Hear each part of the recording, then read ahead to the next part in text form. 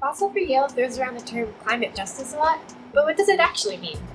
This video is a political primer on climate justice. The term climate justice has its root in the term environmental justice, which sprouted out of the civil rights movement. There's no really specific founding point for the environmental justice movement, but it was largely created through the fusion of organizing strategies and the racial critique of the civil rights movement, Native American resistance, and the analysis of the anti-toxics movement. An important landmark in the movement? Well, in 1978, over 30,000 gallons of waste transformer oil contaminated with toxic chemicals were illegally dumped on the side of the highway in North Carolina.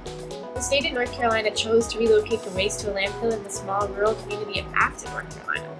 The toxic waste dump was unconsensually forced on Afton, a town with little political power and where, in 1982, more than 84% of the community was African American. And this was where protesters in Warren County, North Carolina, catalyzed the national environmental justice movement in a big way. The community's protests and the over 500 arrests brought national attention to environmental racism. Climate justice builds on the principles of environmental justice as they intersect with the current climate crisis.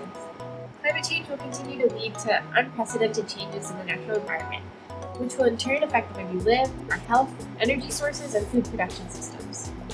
These impacts are already being felt disproportionately by people living in already precarious conditions. Climate change, directly and indirectly, and on many levels, worsens and re-inscribes existing inequalities faced by people of color, poor people, and people made vulnerable by a logic which puts profit over people. It's unjust that those who suffer most from climate change have done the least to cause it. A climate justice framework says that if the needs of the most impacted and marginalized can be met, everyone will be better off. This framework says that if we center communities most impacted by climate change and least responsible for its cause, then we can get at the root of what has caused both social injustice and the climate crisis in the first place. Climate justice framework acknowledges that because the world's richest and most industrialized countries have contributed most to the problem, these countries need to work hardest to take action. Yale also needs to feel a stronger obligation to work for climate justice. By profiting off of the fossil fuel industry, the industry most responsible for climate change, Yale has a direct hand in climate injustice.